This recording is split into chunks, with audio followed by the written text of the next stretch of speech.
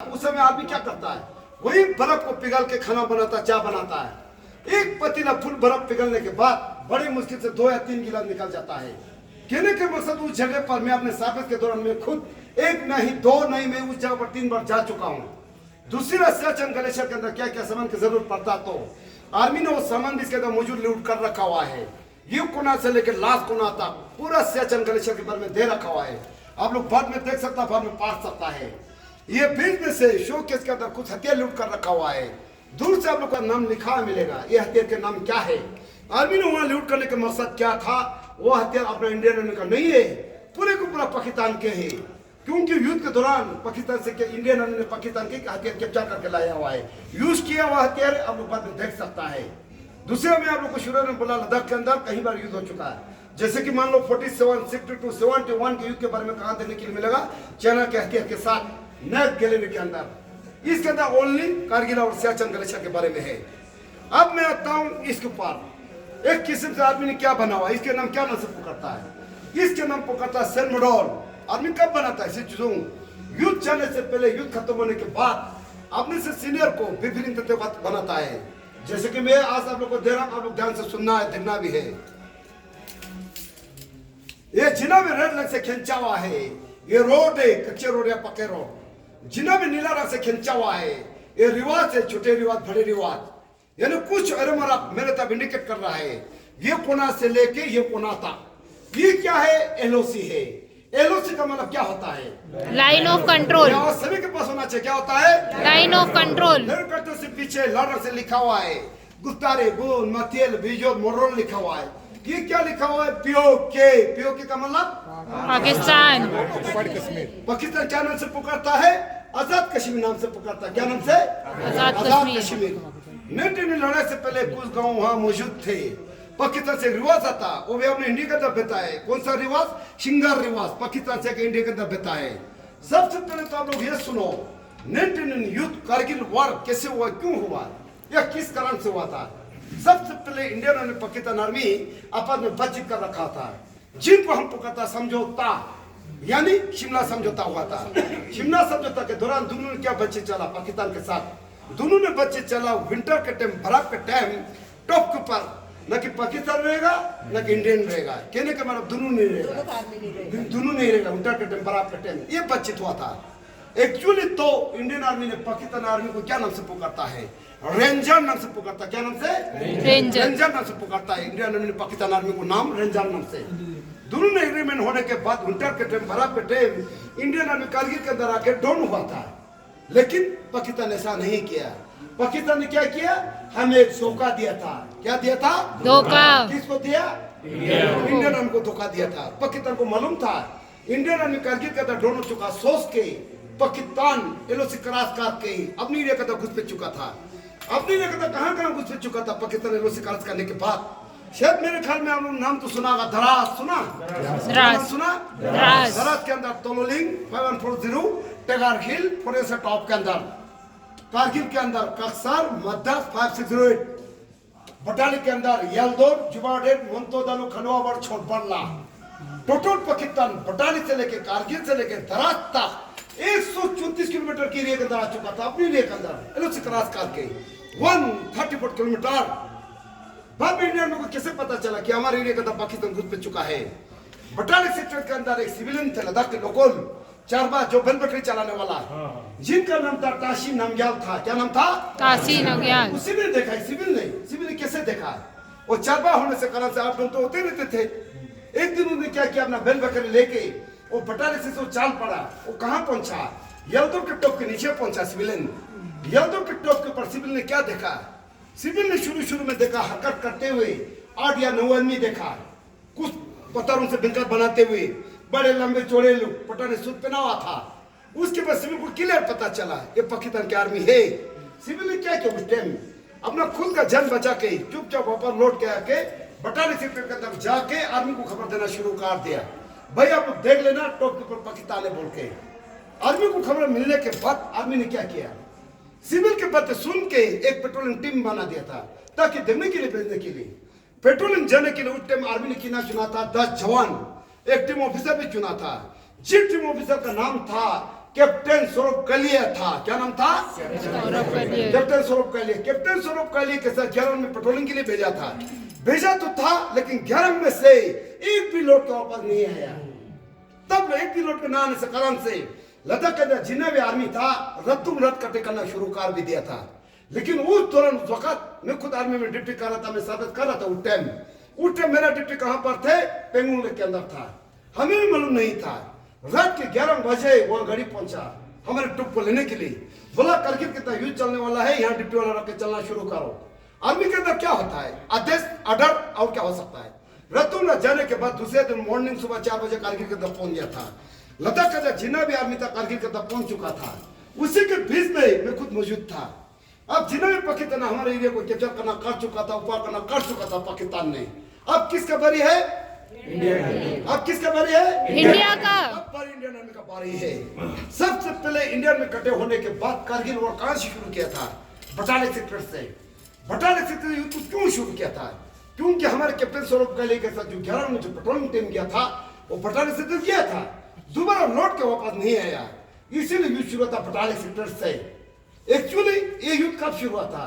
2 मई से शुरू हुआ था। कब शुरू हुआ था? 2 मई से शुरू हुआ था। इस जगह का नाम रखा आर्मी ने सफेद सगर। सफेद सगर आर्मी ने इसीलिए रखा होता है, ज्यादा हाइट के ऊपर था, ऊंचे जगह पर थे। इनको दोबारा रिकैप्चर करना अपने जमीन में ऊपर लाने के लिए उस टाइम इंडियन आर्मी को लगभग 1 महीने का समय लग गया था। 1 महीने के दौरान ज्यादा हाइट ऊंचा होने से कारण से अपना एयरफोर्स के साथ मिलजुल के लड़ना पड़ा। तक उस टाइम एयरफोर्स ने क्या किया? हवा जजूम से ऊपर से बम भरे गिराना शुरू कर दिया। बाकी आर्मी ने नीचे से अटैक करते 1 महीने के दौरान दोबारा रिकैप्चर कर भी दिया, अपने जमीनों में ऊपर लाए भी था। लेकिन उस दौरान उस वक्त हमारे टीम लीडर था जिसका नाम था कैप्टन मनोज कुमार पांडे था। 11 जे रेजिमेंट के थे। यानी युद्ध के लड़ाई के दौरान अपने टीम लीडर यलदुर के टॉप पर शहीद हुआ था। शहीद होने के बाद उनके काम को देख के, उनके बदरों को देख के इस जगह को उनको परमवीर चक्र दिया जाता है। परमवीर चक्र इंडिया के नंबर 1 में आता है। पूरे पूरा रिकैप्चर करने के बाद अपने जमीनों में ऊपर लाने के बाद नेक्स्ट हमारा था तोलोलिंग। तोलोलिंग दोबारा रिकैप्चर करने का मेन मकसद क्या था? तोलोलिंग के नीचे से रोड आ रहा है, MS1 हाईवे 1। ये रोड कहां से आ रहा है? ये रोड आ रहा है सीनार से आ रहा है। सीनार से होते दुजिला, दुजिला होते दरास, दरास होते कारगिल, कारगिल होते लेह के साथ जोड़ रहा है। ये रोड कहां से आ रहा है? तोलोलिंग के नीचे से आ रहा है। यानी पाकिस्तान की निगरानी में थे रोड के ऊपर। अगर हमने तोलोलिंग दोबारा रिकैप्चर नहीं करने से आज इस पर कौन होगा? आप लोग बताओ, कौन होगा? आवाज नहीं आ रहा है। पाकिस्तान। कौन होगा? पाकिस्तान। क्या हमें सामने देगा? नहीं। सामने देगा? नहीं। कभी नहीं। अगर हमें तोलोलिंग दोबारा रिकैप्चर नहीं करने से युद्ध के दौरान पाकिस्तान ने क्या करना था? ये रूट को कटअप करने की चक्कर में था पाकिस्तान। अगर कटअप कर भी दिए तो उस टाइम दिक्कत किसको पड़ना था? अपना इंडियन में को दिक्कत पड़ना था। इसीलिए तोलोलिंग दोबारा रिकैप्चर करना मेन मकसद था। तोलोलिंग रिकैप्चर करने के लिए आर्मी ने क्या किया? एक टीम बना दिया। फिर एक टीम लीडर चुना। जिस टीम लीडर का नाम था कैप्टन विजन थप्पड़ था। क्या नाम था? उस समय की उम्र कितना हो रहा था? 22 साल उम्र था। 22 ईयर ऑफिसर थे। उनके फर्स्ट पोस्टिंग कहां मिला था? लद्दाख के अंदर। फर्स्ट पोस्टिंग लद्दाख के अंदर मिलने के बाद तोलोलिंग रिकैप्चर करने के लिए उनको टीम लीडर के लिए चुना गया था। टीम लीडर के लिए चुनने के बाद लड़ाई जाने से एक दिन पहले उसने क्या किया? हमने खुद के फादर के नाम पर एक लेटर लिख के छोड़ रखा था। अगर आप लोग लेटर पढ़ना चाहता, देखना चाहता तो ये दीवार के ऊपर मौजूद दे रखा खुद के फोटो के साथ। बाद में जरूर पढ़ के जाना क्या लिखा हुआ है। ये लेटर खुद के हाथों से लिखा लेटर है। साथ में उनको खुद के फोटो भी दे रखा हुआ है। तोलोलिंग रिकैप्चर के दौरान 22 साल की उम्र में इस जगह पर शहीद भी हुआ था। उस टाइम उनके फादर भी आर्मी के अंदर कर्नल थे। तोलोलिंग दोबारा रिकैप्चर करने के बाद नेक्स्ट हमारा 5140 कैप्चर करना। सबसे पहले तो मैं आप लोग को बताना चाहता हूं, नहीं तो आप लोग के दिल में डोट रहता है। आप लोग सोचता है नंबर क्या चीज दे रखा हुआ है। ये नंबर तो इस जमीन के नंबर नहीं है, 49 मीटर हेड दे रखा हुआ है। क्योंकि उसके अंदर पहले से पाकिस्तान घुस भी चुके थे। इसीलिए इंडियन में दोबारा रिकैप्चर करने के लिए ज्यादा समय लग गया था। अब हमारे बारी है तोलोलिंग के बाद 5140 कैप्चर करना है। 5140 कैप्चर करने के लिए आर्मी ने क्या किया? फिर एक टीम बनाया, फिर एक टीम लीडर चुना। जिस टीम लीडर का नाम था कैप्टन विक्रम बत्रा था। क्या नाम था? विक्रम बत्रा। आप लोगों ने पहले भी नाम सुना होगा मेरे ख्याल में। क्या नाम सुना? विक्रम बत्रा। क्या नाम? विक्रम बत्रा। कैप्टन विक्रम बत्रा। उसका दूसरा नाम भी था, क्या था? क्या नाम था? क्या नाम था? शेरशाह। उसके लिए तो ये आवाज बहुत काम है। क्या नाम था? क्या नाम था? शेरशाह था, उनको ट्रायल दिया था 5140 कैप्चर करने के लिए। 5140 ने कैप्चर तो कार भी दी है, लेकिन कैप्चर के दौरान खुद को भी 2 गोली लग चुका है, तब भी अब लेकिन वो परवाह नहीं करता हो। देश की चिंता, देश के परवाह। रिकैप्चर करने के बाद आर्मी के अंदर क्या होता है, अपने से सीनियर होता है, वो तो कैप्टन थे 3 स्टार वाला है। रिकैप्चर करने के बाद अपने से सीनियर को चलने से मैसेज पास कर लेता है।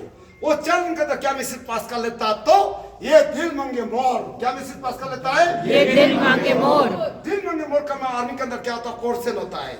वो अपने से सीनियर को ये बता रहा है, मुझे अभी भी दिल कर रहा है, दूसरी जगह और दिलाओ, मैं उस जगह से पाकिस्तान भगाने के लिए मैं तैयार हूं, ये लिखा हुआ था। उसके बाद उसके सीनियर ने उनको दोबारा आदेश दिया जाता है, दोबारा टास्क दिया जाता है।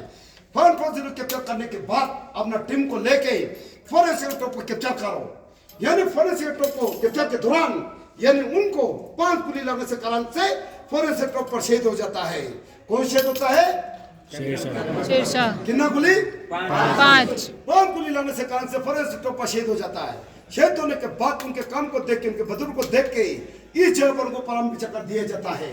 बाकी उसके साथ ही बचा कुचा नहीं, 1 महीने के दौरान पूरे को पूरा रिकैप्चर कार भी देता है। फॉरेंसिक टॉप कैप्चर करने के बाद नेक्स्ट समाता हूं टगार खेल। टगार कैप्चर करने के लिए आर्मी ने एक अलग सा एक रेजिमेंट को आदेश दिया जाता है, जिन रेजिमेंट का नाम था 18 ग्रेनेडियर था।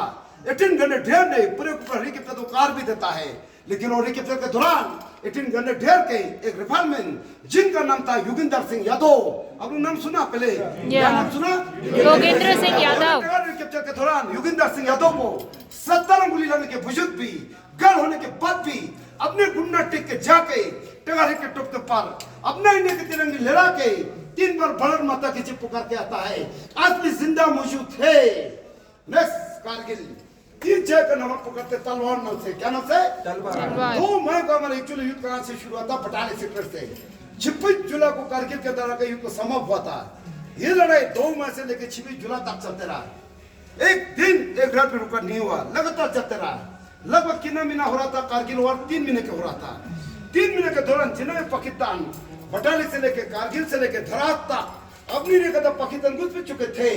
लगभग 3 महीने के दौरान इंडियन आर्मी ने पाकिस्तान आर्मी को अपने जमीन से एक छोटा सा भी टुकड़ा तक उठाने मौका नहीं देता इंडियन आर्मी पाकिस्तान को। लगभग 3 महीने के दौरान ये देश को सुरक्षा करते करते वो 3 महीने के दौरान ये देश के लिए उस टाइम अपने इंडियन में शहीद हुआ था 527, 1100 हमारे जख्मी हुआ था। इसीलिए हमारे हर साल 26 जुलाई को कारगिल विजय दिवस से मनाता हूँ। जय हिंद, जय हिंद। अभी आप सभी को मैं कारगिल वार के बारे में बता दिया था। सबसे पहले हमारे